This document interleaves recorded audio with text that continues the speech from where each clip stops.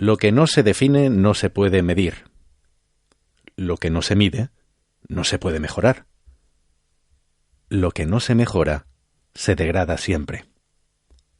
Es una cita que se le atribuye a Lord Kelvin, un físico matemático británico que desarrolló la práctica totalidad de su carrera en el siglo XIX y a quien debemos, entre otras cosas, la escala de temperatura de Kelvin, que constituye la escala natural en la que se plantean las ecuaciones termodinámicas. ¿Os acordáis de la escuela? El cero absoluto se encuentra en los menos 273,15 grados Celsius. Está claro, medir la rentabilidad de la compañía, la eficiencia de un recurso, el ratio de desperfectos en una cadena de fabricación, parece relativamente sencillo. Pero en el mundo real, ¿es factible medir las emociones? ¿Lo que siente un cliente en un determinado momento del journey? Pero en el mundo real. Cuando al mundo real le precede un pero, deja de ser un lugar, se convierte en una excusa. Si de una forma u otra eres responsable de la transformación de la compañía donde trabajas, aquí encontrarás la manera de desactivar esos pretextos, ese portazo al cambio, ese aquí no se puede. Este podcast es para todos aquellos que estáis convencidos de que las empresas deben poner al cliente en el centro de la estrategia y a las personas de la organización en el corazón de la misma. Aquí adquiriréis una visión estratégica y a la vez práctica a través de ejemplos y experiencias que os dotarán de argumentos en el idioma favorito de la alta dirección, el lenguaje de negocio. No solo hablaremos del qué, sino también del cómo. Y en el episodio de hoy hablamos con Javier Gallardo, director de experiencia de cliente en Sage. Soy Carlos Iglesias, CEO en Runroom y profesor en varias universidades y escuelas de negocio como ESADE, K-School o BAU. Bienvenidos al 17º episodio de En el Mundo Real, el podcast sobre Customer Experience y negocio digital.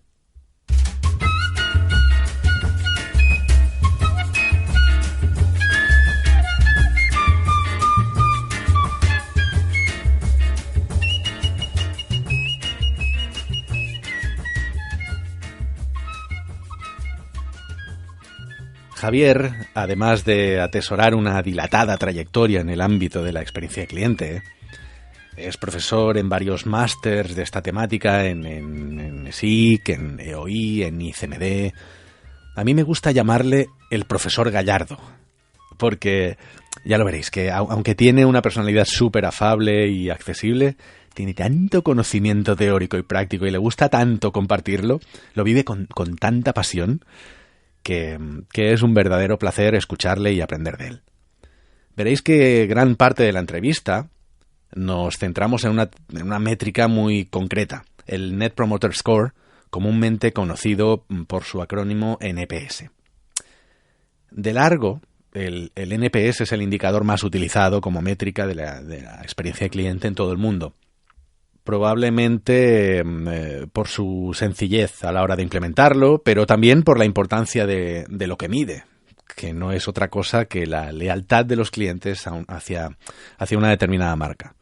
Básicamente consiste en preguntar a nuestra base de consumidores con qué probabilidad recomendarías esta empresa a un amigo o familiar. Potente la pregunta, ¿no? El cliente puede dar su respuesta en una escala del 0 al 10, siendo 0 muy improbable y el 10 definitivamente lo recomendaría. Normalmente, además, se le permite explicar las razones de su respuesta, digamos, en una pregunta más abierta, ¿no? Pues, ¿cuál es la razón de tu valoración? ¿El por qué? La particularidad del NPS es que el resultado final, el KPI final, no es la media de las respuestas, ¿no? Pues yo qué sé, si 20 han respondido un 8 y otros 20 un 7, pues la media es un 7,5, ¿no? Pues no. En el caso del Net Promoter Score, la cifra final es en realidad un porcentaje que se consigue restando, por una parte, el porcentaje de gente que nos ha valorado entre un 0 y un 6 del porcentaje de los que nos han valorado con un 9 o un 10. Es decir, restamos el porcentaje de detractores al de promotores o apóstoles, como comenta Javier en la entrevista. Por ejemplo, si en una encuesta sacamos un 30% de promotores, un 10% de pasivos y un 60% de detractores, entonces el valor NPS es menos 30. ¿Por qué? Porque el 30% promotores menos 60% detractores da un menos 30%. Pero en la escala NPS el valor final no es un porcentaje sino un número, por tanto menos 30. Como veis, los pasivos no cuentan en el cálculo, que los pasivos básicamente son todos aquellos que han votado, digamos, entre un 7 o un 8, ¿no? De manera que los índices de la métrica van del menos 100 al 100. Una valoración por encima de 0 se considera un buen resultado y una valoración por encima de 50 se considera excelente. Un poco rara la escala, ¿no? Bueno, pues esto en definitiva es el Net Promoter Score. En varios episodios anteriores lo habíamos nombrado, habíamos hablado de ello, pero sin profundizar demasiado. Así que hoy toca sesión con el profesor Gallardo. Espero que disfrutéis la masterclass tanto como yo. En fin, aquí estamos en las oficinas de SAGE, en Madrid. Estoy acompañado de Javier Gallardo, que es el director de experiencia de cliente. Eso es. Entre otras cosas, porque seguro que haces un montón más, Javi. Entonces, bueno, para empezar me gustaría que explicases un poquito a qué te dedicas tú aquí y cómo ha sido un poco tu background, cómo has llegado aquí. Pues bienvenido, Carlos. Muchas gracias por la entrevista, ¿no? Gracias a ti. Vale, mi puesto actual es director de Customer Experience, pero a lo largo llevo en SAGE alrededor de 20 años y he pasado por la mayoría de los puestos que existen ahora y que existían en la antigüedad, ¿no? Es decir, he pasado por muchos puestos. ¿A qué me dedico? Pues me dedico, es muy difícil. Es decir, cuando me preguntan en casa, por ejemplo, mi madre, ¿a qué me dedico? Es muy difícil explicárselo, es decir, lo paso realmente mal. Es un puesto realmente nuevo. Supongo que como la mayoría, ¿no?, de los puestos que tienen que ver con el marketing, con el diseño, los puestos que tienen que ver o que saldrán en el futuro. Pero básicamente yo me dedico a ser digamos, el defensor, ¿no?, del cliente dentro de mi organización. Recoger su voz, intentar influir en el diseño, ¿no?, de las interacciones que tiene con nosotros. Es decir, ser el garante de que lo que hacemos realmente es lo que desea y necesita el cliente, en este caso de SAGE. ¿Cómo has llegado a este puesto? ¿Por dónde has pasado? ¿Cuál es tu experiencia vital y profesional dentro de SAGE y fuera?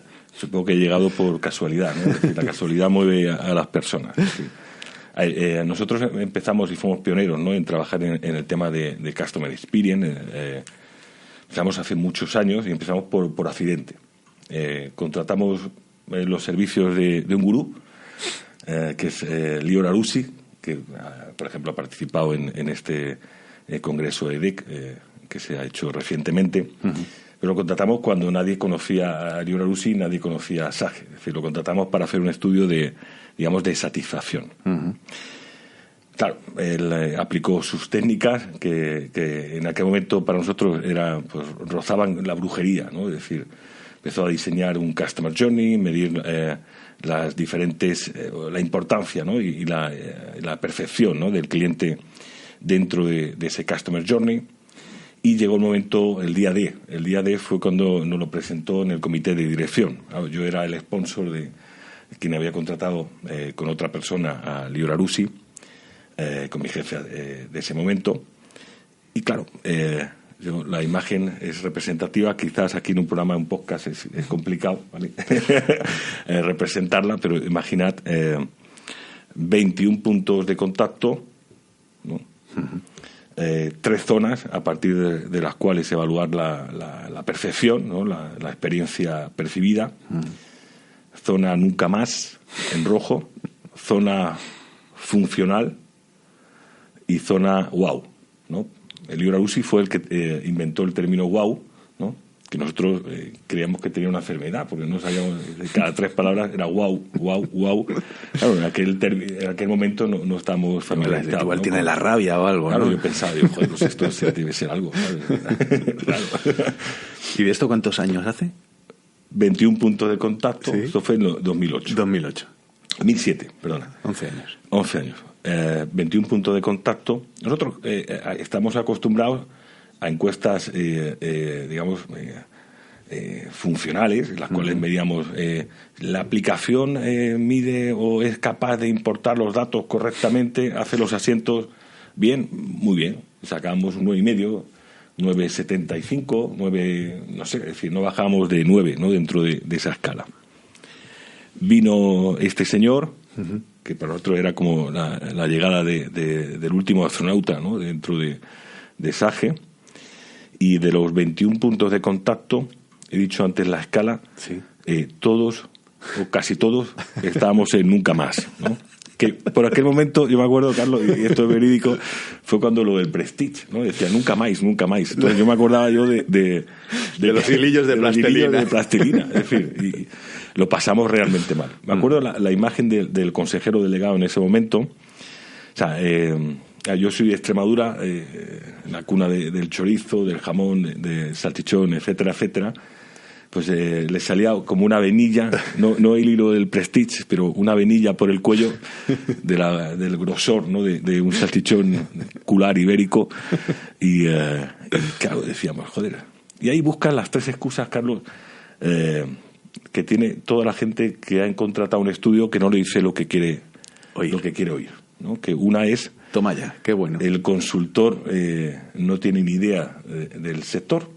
Es la primera vez que tiene un acercamiento. En este caso era la primera vez que se acercaba a Europa. Éramos el segundo cliente de Lior en Europa. El primero era en Manchester. Ahora con Mourinho lo tendría más complicado, ¿no? Pero me acuerdo, en aquel momento iba muy bien en Manchester. Esa era la primera excusa. La segunda excusa que te podías plantear es, oye, la muestra no es suficiente. Es decir, este hombre... Claro, los datos están sesgados. Muy cualitativo. Muy cualitativo, ¿vale? La tercera, pues es en aquel momento lo que pensábamos arguir, ¿no? En contra de ese nunca más, ¿no? que nos pintó, es, oye, pues quizás nosotros nos estamos equivocando, ¿no? Y resulta ser que era esa última, ¿no? Es decir, esa última opción, ¿no? que teníamos. Oye, nosotros nos estamos equivocando porque medíamos aquello que queríamos medir. Y realmente sabíamos que éramos buenos a la hora de medir de esas interacciones. Pero claro, lo que nos descubrió en ese momento, por accidente, es el plano de las emociones. Es decir, lo que medíamos con ese estudio del año 2007 era cómo se sentía el cliente en cada una de las interacciones. Y ahí no solo nosotros éramos un fracaso, sino supongo que todas, ¿no? Porque nadie, excepto Disney, había medido realmente las emociones de sus clientes. Ese fue el primer acercamiento, Carlos, que tuvimos. Lo pasamos mal, pero he de decir que conseguimos un hito importante. Primero, medir, digamos, las emociones del cliente en los diferentes pasos, ¿no? en los cuales se atraviesa con nosotros, con el Customer Journey, que es una fuente, digamos, inimaginable, ¿no? Y muy, muy buena y muy eficaz, ¿no? A la hora de diseñar y de medir, ¿no? Esa experiencia que están recibiendo nuestros clientes. Y el segundo aprendizaje importante, ¿vale? Es que nos dimos cuenta de que nosotros no éramos el culo del mundo. Perdóname la expresión, ¿no? Pero realmente o sea, la gente cree que su producto, su servicio es lo mejor del mundo mundial, sobre todo si has participado en el diseño de ese producto. Claro, y al final te das cuenta de que pasados unos años, puede ser, ¿no? que tu producto sea algo inédito, algo innovador, pero en muy corto espacio de tiempo tu producto es un commodity. Y eso lo aprendimos con esta persona, con Lior, que presentó los resultados al consejero delegado, que había participado, había diseñado el producto tipo Apple, ¿no? Es decir, y en esa mesa le dijo que realmente su producto era como una barra de pan, con lo cual pues estuvimos unos meses, ¿sabes?, con un poco de tensitos. Tensos, eso es. Pero, digamos, lo que más me gustó de todo ese aprendizaje, y aprendimos mucho, es que a los 6 meses nuestro consejero delegado en cualquier reunión decía que éramos una commodity. Y es real, es la verdad. Entonces, mi anterior jefe decía siempre, oye, si eres una commodity, si, como la inmensa mayoría de los, digamos, de las empresas, ¿no?, de los productos, servicios que se venden, solo tienes 2 formas de diferenciarte, ¿no? Por precio o por poesía, ¿no? Y es verdad, es decir, por precio ya sabes lo que tienes que hacer, y por poesía es, digamos, todo el mundo, ¿no?, de la Customer Experience, es decir, del valor añadido que te pagaría un cliente. Han salido hace poco estudios de 38, 18, es decir, lo que sí tenemos claro es que un cliente pagaría más por recibir una buena experiencia. Pues el trabajar en poesía, ¿no?, es lo que nos ha llegado aquí. Qué bueno, qué bueno. Entonces, bueno, yo estaba muy interesado en hablar contigo porque... Y yo contigo. Porque sé que tienes una experiencia dilatada y bueno, y esta historia así lo demuestra, digamos. Y me interesa mucho cuál es tu visión sobre cómo medir la experiencia de cliente. Entonces, bueno, yo he visto alguna charla tuya y tú siempre plantas un slide que es tu slide como tu slide framework, digamos, ¿no? El por qué, cómo medir, dónde está la importancia. Has dicho ya unas cuantas palabras clave desde que has empezado a hablar. Has hablado de la voz del cliente, has hablado de las interacciones, has hablado del journey. ¿Qué tenemos que medir y por qué medir, cómo medir? Pues eso es un arte, Carlos, ¿sabes? Y si yo tuviera la respuesta, ¿no?, correcta, pues supongo que no estaría aquí, ¿no? Es decir, estaría, no sé, en la Bahamas o en otro sitio, ¿no? Es decir, cada uno mide lo que puede y cómo puede y no sé, con los recursos que tiene, ¿no? Es decir, hace poco, ayer, leía un artículo que tiene que ver con la forma de medición y cómo desde la función de Customer Experience, en fin, qué, digamos, recursos, ¿no?, están utilizando para incidir, ¿no?, en el diseño, etcétera, etcétera, es decir, en la creación de experiencias memorables o de ese diseño de experiencias. Y la verdad es que hay de todo, ¿vale? Es decir, hay de todo. Es decir, hay muchas formas de medición. Es decir, por ejemplo, una cosa que yo utilizo siempre es el framework al cual tú te referías, en el cual o sea, yo creo que responde a, digamos, a la cuestión mollar, ¿no?, de todo esto, que es por qué medir, ¿no? Es decir, y por qué medir tiene que ver, oye, qué herramientas me van a permitir ese diseño correcto, qué herramientas me van a permitir, digamos, transformar, ¿no?, la cultura de mi organización hacia una cultura clientecéntrica, qué tengo que medir, qué tengo que input, tengo que recoger, ¿no?, de mis clientes o del mercado para, digamos, transformar desde el punto de vista estratégico a mi organización. Pues, digamos, lo que yo siempre digo es que tiene que haber una relación, es decir, que tienes que plantearte, digamos, el objetivo que tú quieras conseguir para ver, digamos, la fuente de medición o el recurso de medición más correcto. Yo lo que veo digamos, en las formaciones, en las charlas, es decir, conozco a mucha gente, ¿no?, a lo largo del año, ¿no?, que está relacionada con estos temas, que muchas veces empezamos la casa por el tejado, ¿no? Es decir, empezamos oye, vamos a medir el NPS, o vamos a medir el Customer E4 Score, el Customer Advocacy, el índice de satisfacción, y una vez que lo mides, pues la gente, pues, tiene un número que puede ser como el del sorteo de la 11, ¿no?, pero no tiene mucho más, ¿no?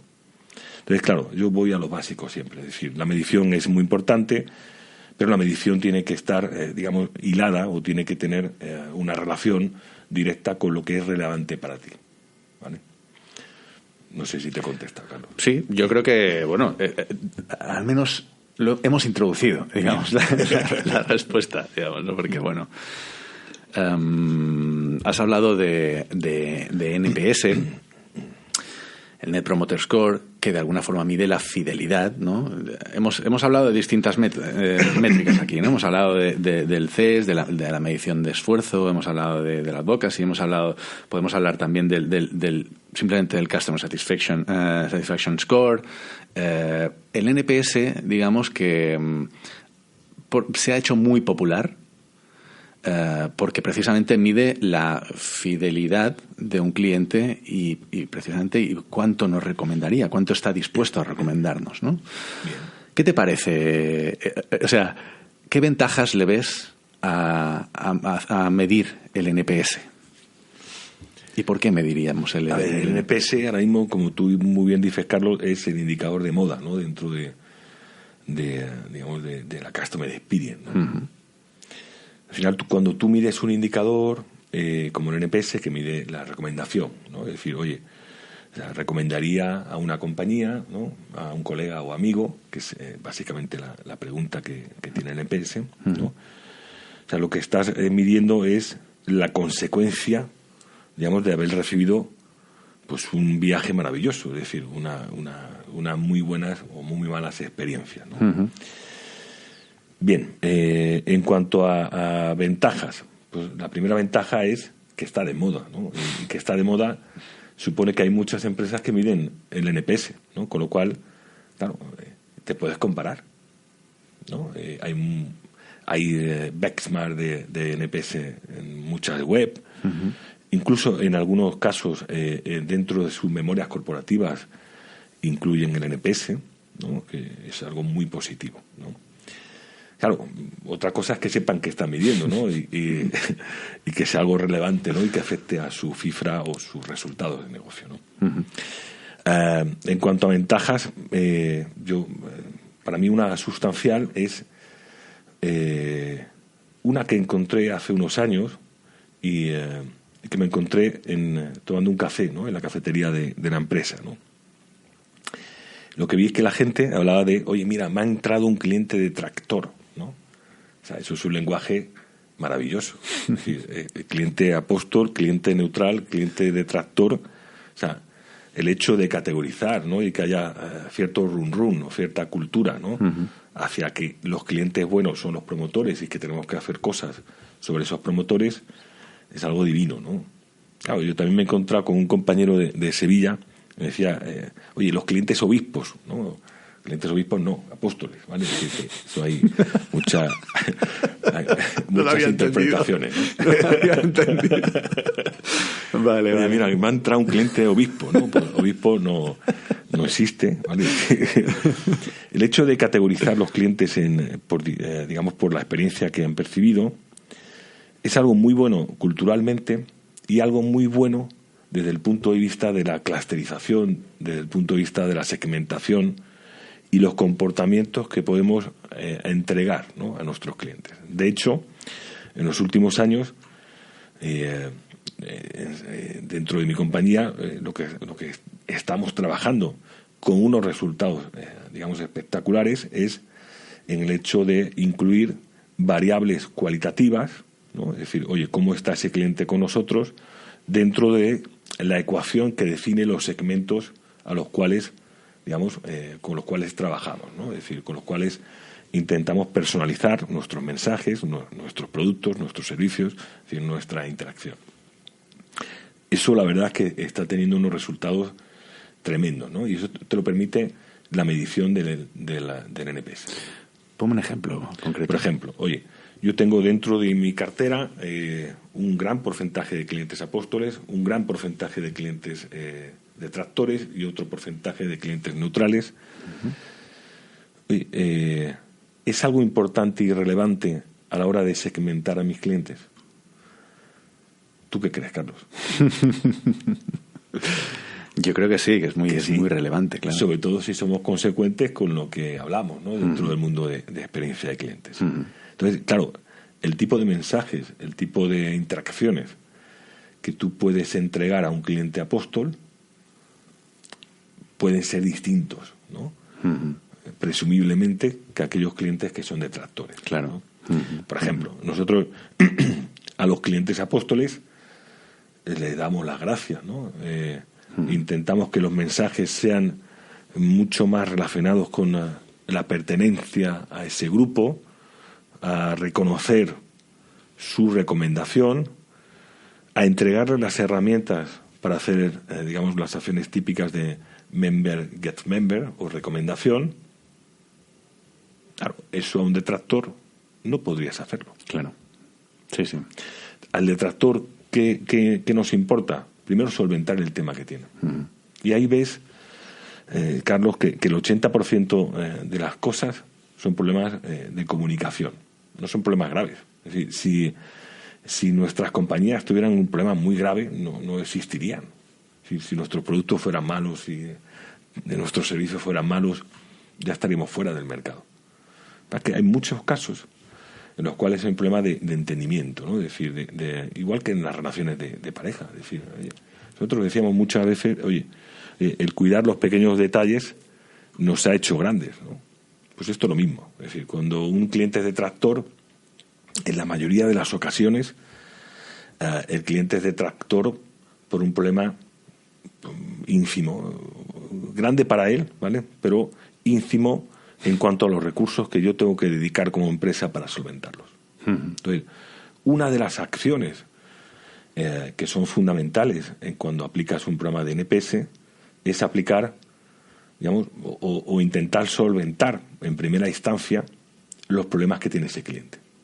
Nosotros a esa acción la llamamos Detractor Program, ¿no? En inglés. Un programa de detractores que básicamente es algo muy fácil. Es decir, cuando un cliente, yo le invito a hacer una encuesta de NPS y ese cliente me dice que es detractor de mi marca, lo único que hago es coger ese input, esa voz de cliente, ese guarismo, ¿no? Esa categorización y anticiparme en una reclamación para asegurarme de que ese cliente, oye, le he escuchado y que voy a tomar cartas en el asunto. Eso es fundamental. Eso es. Sí, sí. Por ejemplo, en cuanto a datos, ¿vale?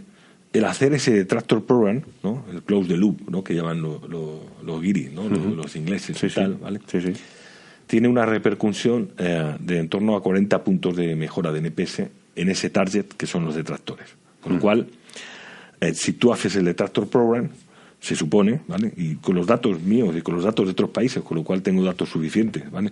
Estoy hablando entre un 35 y un 40 y tantos, depende del país, de mejora de NPS. Es decir, ya no tengo un 100% de NPS en ese grupo, que sería su target. Si yo les pregunto otra vez, sería su dato, ¿no? Si les pregunto otra vez, si les pregunto en una sucesiva ocasión, ese target va a tener un menos 60 o un menos 65, ¿vale? Con lo cual he mejorado 35 puntos ese NPS.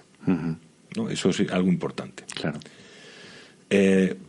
Lo que veo digamos, basado en los años, ¿no? que llevo trabajando en este tema, es que un cliente suele ser promotor, ¿no? Por el servicio, ¿no? Es decir, le hemos hecho algo excepcional en el servicio, hemos hecho algo que no esperaba, ¿no? Le hemos sorprendido, le hemos ayudado en un momento que nosotros denominamos momento de alta carga emocional, ¿no? Y te digo yo, momento de alta carga emocional, cuando mis clientes son contables, ¿no? Son administrativos, ¿no? Que presumiblemente, joder, que esto no es hablado antes de Walt Disney, ¿vale? No es Disney esto, sí. ¿no? Pero mis contables y mis administrativos, mis personas de recursos humanos, de laboral y tal, tienen su corazoncito. Claro. Tienen muchas cosas, ¿vale? En las cuales pueden tener cierta urgencia emocional a la hora de resolver, ¿no? Ese aspecto. Por ejemplo, nosotros hablamos antes del momento Montoro, que ya pues ya ha descansado, ¿no? El hombre tal, pero no sé ahora como Calviño, ¿no? El momento Calviño, ¿vale? Que es el momento, por ejemplo, cuando pues tienen que presentar las cuentas, ¿no? O tienen una inspección de Hacienda, ¿no? Es decir, son momentos de alta carga emocional dentro de ese journey, en los cuales si tú haces e interpretas bien esa interacción, a ese cliente te la has ganado para varias generaciones. Claro. ¿No? Son momentos, o por ejemplo, oye, mi jefe me ha pedido que haga un informe y no tengo ni idea, o tengo que pagar la nómina mañana de 2.000 empleados y tengo problemas con el programa. ¿No? Es decir, si tú en ese momento estás a la altura... eres un partner, te conviertes en alguien, o sea, no eres, que camina a mi lado. No eres un producto. Exactamente. ¿No? Eres alguien. Y eso es importante. Eso es. Yo un poco por volver un poco al inicio donde estábamos. No, yo estoy encantado, estoy aprendiendo de ti un montón. Bueno, un poco por sintetizar y volver a la raíz, ¿no? Decíamos que, claro, uno de los principales problemas del NPS es que se hace muchas veces pues como si fuese un número absoluto y ese es el número absoluto que tenemos que seguir y ese es el indicativo que nos da y claro, cuando el NPS lo utilizas para tener una conversación individualizada, para personalizar el trato a un determinado cliente, para darle una continuidad, para cerrar ese círculo, ahí es donde realmente le puedes sacar potencia al NPS, ¿verdad? Eso es fundamental para nosotros. Claro, yo creo que eso es algo que cuesta de entender, que normalmente porque es muy fácil, precisamente cuesta entender porque es tan fácil recibir un NPS como enviar una encuesta, ¿no? Y que no se haga nada, ¿no? Y que sea algo muerto. Efectivamente, y que sea algo por muerto. ejemplo, Carlos, últimamente lo que estamos trabajando es no solo en el NPS, sino en la utilización de la razón, ¿no?, arguida por el cliente a la hora de valorar el NPS como criterio de segmentación. Sí. Por ejemplo, te pongo un caso que es el caso que estoy manejando últimamente, ¿no?, este mes. Oye, si un cliente te habla del precio y te dice que su NPS, que es detractor, ¿no?, por el precio, oye, ¿qué puedes hacer? ¿Qué puedes hacer? O sea, muchas cosas, ¿no? Pero ya tienes información para clusterizar. Fíjate, el año pasado, en el último Q, hicimos un piloto con clientes, los cuales se quejaban del precio, tiene que ver con el valor también, ¿no? Y pues hicimos un journey específico para ellos, ¿no?, dentro de ese marketing relacional. Al final, el claim básicamente era, oye, te hemos escuchado, ¿vale? Durante el año que viene te vamos a mantener el precio, ¿no? Pero que sepas que tienes esto, tal. Es decir, el value for money, ¿no?, fomentarlo. Bueno, el índice de renovación, en fin, no ha habido ninguna campaña dentro de mi organización que tenga un éxito en cuanto a la renovación como esa. Claro. Ninguna. En el mundo mundial. No, nada. ¿Por qué? Oye, porque estás personalizando, ¿no?, los mensajes con realmente aquello que tiene en la cabeza, aquello más importante para el cliente que tiene en su cabeza sobre la relación, ¿no?, que tiene con mi organización.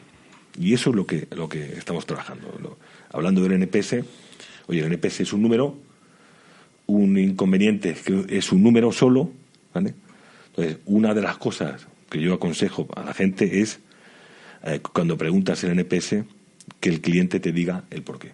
Porque si no, es muy difícil, digamos, hacerlo accionable. Eso es.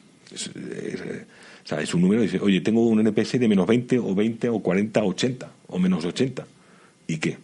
¿No? La siguiente pregunta, ¿y qué? ¿Qué hago? Claro, ¿no? claro. ¿Qué hago yo mañana? ¿Qué hago con eso? Efectivamente. Entonces, siempre que se pregunta acerca del NPS, tenemos que preguntar acerca de por qué. Todas mis encuestas lo recogen así.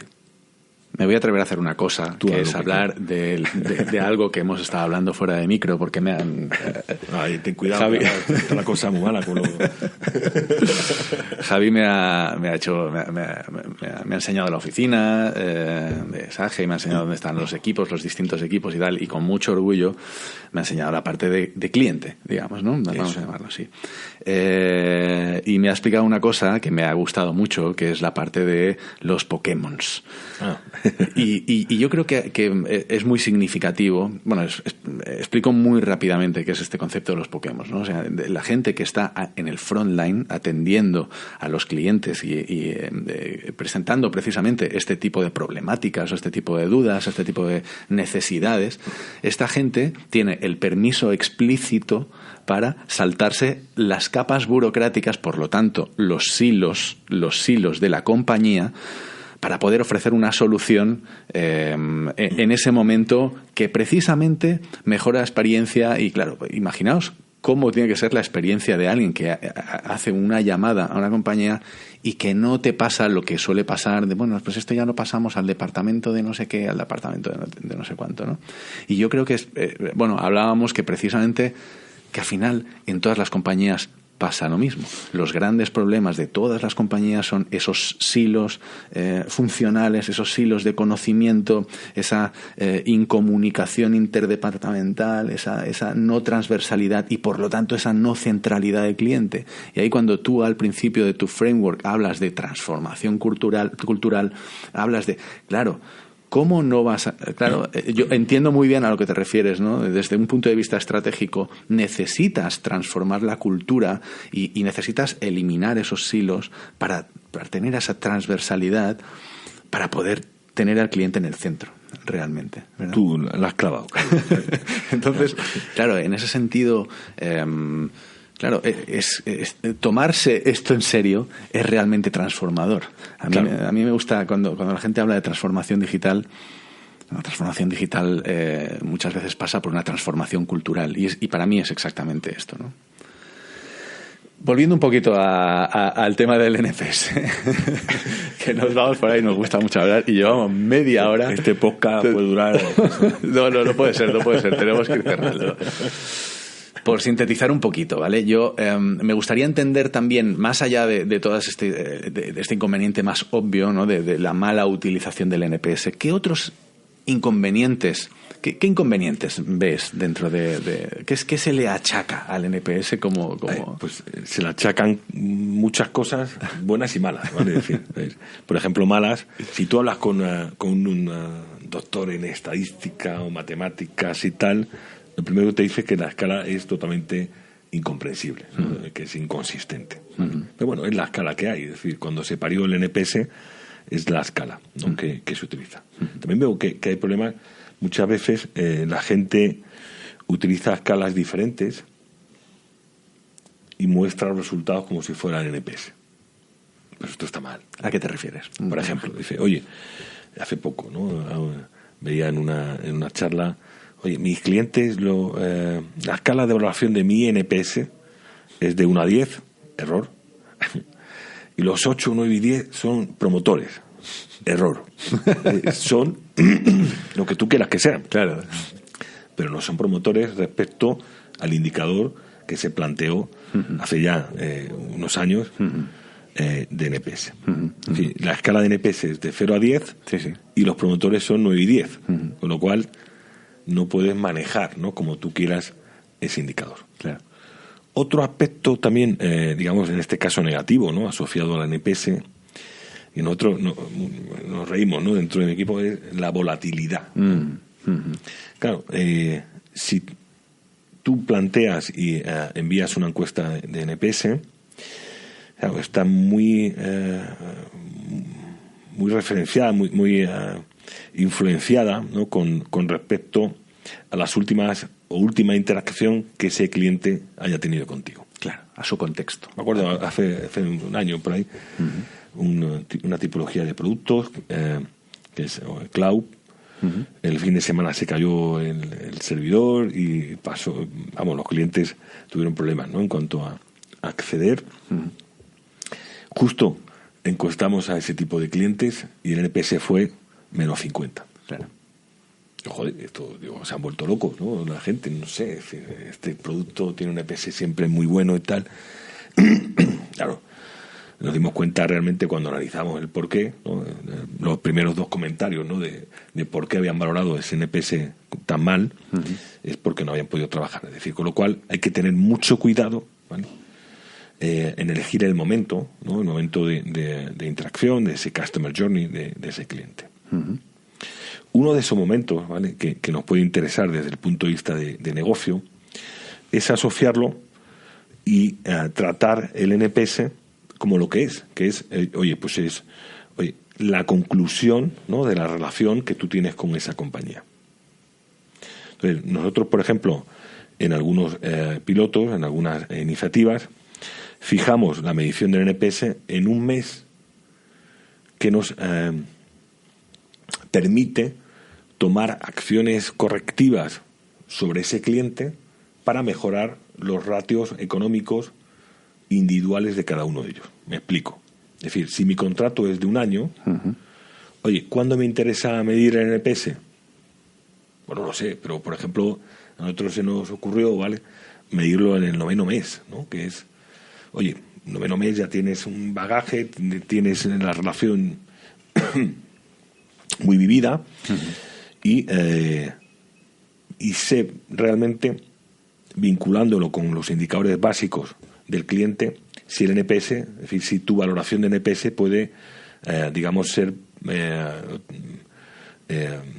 puede influir, ¿no? Tu renovación, o tu cross-sell, o tu upsell, o lo que sea, ¿no? Todo lo que tenga que ver con sell, ¿no? Entonces, claro, esto es muy importante, es decir, elegir en qué momento, ¿vale?, vas a medir ese impacto con tu cliente. Claro. Es posible que en función de lo que vendas, o es posible en función de la estacionalidad de tu producto, Totalmente, de tal, que te interese hacer un one shot anual o que te interese hacerlo de forma más continuada, ¿verdad?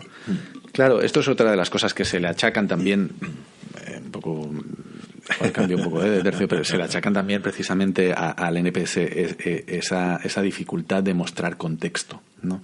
De que depende mucho del momento en el que lo hagas y de la forma en la que lo hagas, incluso. Totalmente.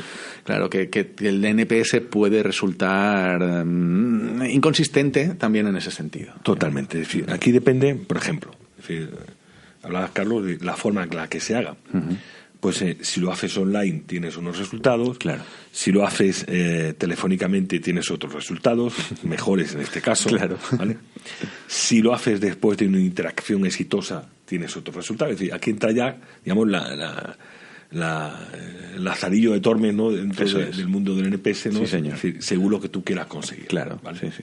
Entonces, claro que tiene mucha relación el momento. También, por ejemplo, yo también he apreciado que hay un componente cultural. Es decir, hay países, nosotros, por ejemplo, ya que tenemos empresas en todos los países, casi todos. Nosotros tenemos objetivo y medición de NPS, ¿no?, a nivel global, y hay un componente, digamos, cultural por país que muchas veces no se tiene en cuenta. Por ejemplo, oye, ¿cuáles son los peores huéspedes en cuanto a valoraciones dadas? No, pero huéspedes, es decir, los peores que valoran, ¿vale? Vale. A los hoteles a nivel mundial. ¿Quiénes son? ¿Qué país? Sí. No sabes. Ni idea. Los franceses, ¿vale? Sí. Eso se ve reflejado en el NPS. Claro. Entonces, claro, si tú quieres comparar un país anglosajón con un país como Francia, o como España, o como, por ejemplo, Brasil, ¿vale?, tienes problemas. Claro. En fin, nunca vas a tener, o sea, un objetivo que pueda ser homogéneo, ¿no?, a nivel, por país. Claro, absolutamente. ¿Puede ayudar a esto, digamos, por ya avanzar un poquito más aparte de NPS? Hay vida más allá de NPS. Sí, claro que sí. Hay vida, ¿no? ¿Puede ayudar a este fenómeno, precisamente a estos segmentos o a este tipo de comportamientos distintos en función del propio contexto? ¿Puede ayudar tener más métricas genéricas como el NPS, como las que decíamos, ¿no? El CES, el CSAT, Generalmente la gente que trabaja o que mide el NPS no mide solo el NPS, ¿vale? Esto es un hecho. Mide o lo que se te plantea, ¿no?, cuando hablas de medición de NPS, o sea, mides NPS, digamos, como conclusión o como resumen de la relación, pero previamente lo que estás midiendo es, digamos, el customer journey que tú tienes con ese cliente, es decir, oye, las distintas fases. Oye, ¿crees que las acciones de marketing te han influido en la decisión de compra? ¿Crees que el servicio técnico es el adecuado y responde? No sé, tipología de preguntas de este tipo, sí, ¿vale?, que miran, digamos, las diferentes interacciones que el cliente tiene contigo, y suelen utilizarse lo que se denomina indicadores estándar, ¿no? Indicadores estándar o resumen, hablamos hay muchos, ¿no?, pero básicamente los que la inmensa mayoría de las empresas que conozco trabajan tienen que ver con, o son el NPS que hemos hablado, el Customer E4 Score. Customer E4 Score es un indicador que mide, digamos, la facilidad, ¿no?, de hacer negocios a nivel global o de realizar alguna interacción a nivel individual. Con lo cual ya te está dando una cosa que el NPS no te lo da. Es decir, cuando tú mides la relación o la sencillez o la facilidad para hacer una interacción te da capilaridad. Claro. Entonces, te da cierta información sobre qué está bien o qué está mal. Oye, ¿fue fácil encontrar el producto que usted necesita en nuestra web? ¿Fue fácil interactuar con el departamento comercial? Y así, claro, para cada una de las interacciones. Con lo cual, te está dando una información que, ojo, no tiene nada que ver con el propio NPS. Claro. Es decir, te focaliza muy bien qué tipología de acciones puedes hacer. ¿Vale? Otro indicador que en este caso es un poco más arriesgado, ¿vale? Y que yo no conozco muchas empresas que lo estén utilizando, o por lo menos en su formulación original, es el Customer Advocacy, ¿vale? Que básicamente se basa en la pregunta, ¿crees que tu compañía hace lo mejor para ti o lo que es mejor para su cuenta de resultados? Fijar qué provocador, ¿no? Es decir, es una pregunta un poco... yo no sé lo que valoraría, ¿no?, en las relaciones. Este es otro tipo de indicador que se está utilizando. Luego, a nivel también estándar, hay indicadores como el Customer Experience Index de Forrester, digamos que no es un indicador en sí, sino un conjunto de indicadores, ¿vale?, que compara a diferentes empresas, diferentes sectores a nivel, digamos, mundial.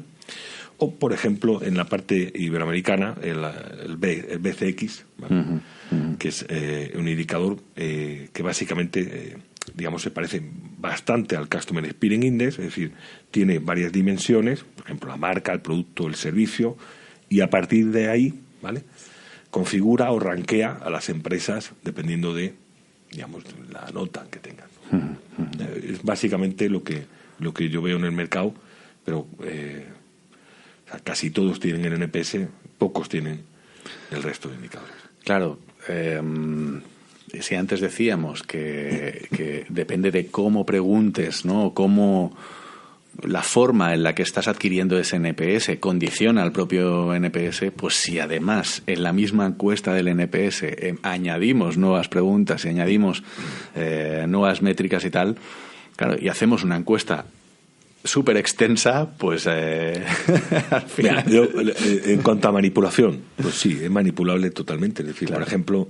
los últimos casos, gran centro comercial que te muestra, ¿vale?, delante del comercial, ¿vale?, unas caritas, ¿vale?, verde, roja y amarilla, sí, ¿no?, y que valoras a esa persona que estás mirando a los ojos, ¿no? Es decir, ¿eso es manipulable? Pues no sé, todos tenemos debilidades, ¿no? Es decir, y es complicado. O el típico concesionario de coches, ¿vale?, que te dice, oye, mira, ponme un 9 porque lo demás no vale para nada. Es decir, ¿sabes? Con lo cual, si a mí me van a castigar, ¿no?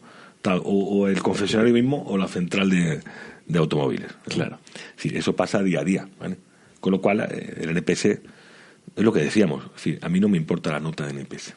Yo siempre lo digo. Es decir, a mí lo que me importa es qué puedo hacer, ¿no?, eso es, con la información que me da el NPS.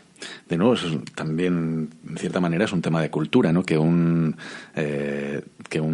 propietario de un taller o un dependiente de un taller tenga el miedo de lo que va a suceder con esa encuesta, en vez de entender que eso sirve para mejorar el servicio y tal, es un tema de la cultura del miedo también, ¿no? Totalmente, del castigo, ¿no? Efectivamente. Eso, ahí sería otro podcast, ¿no? Aparte, Sí, pero, desde luego.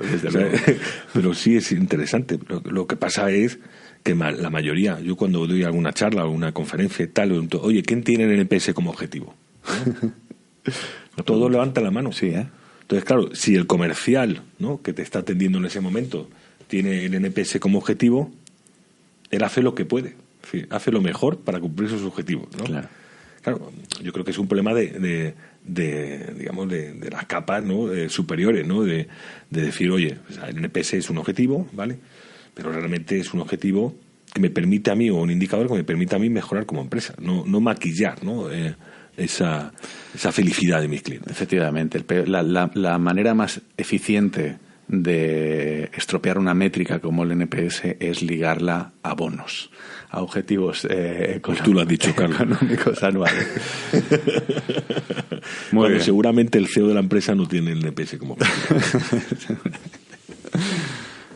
Bueno, Javier, pues oye, yo creo que realmente ha sido bastante más extenso de lo que yo quería, pero me parece que ha sido de una calidad y de un nivel de profundidad que te agradezco un montón.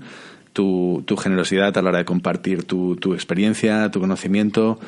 ¿Te queda algo por decir? ¿Tienes ganas de decir algo? No, de decirte gracias, ¿no? por la oportunidad. Me ha encantado el formato.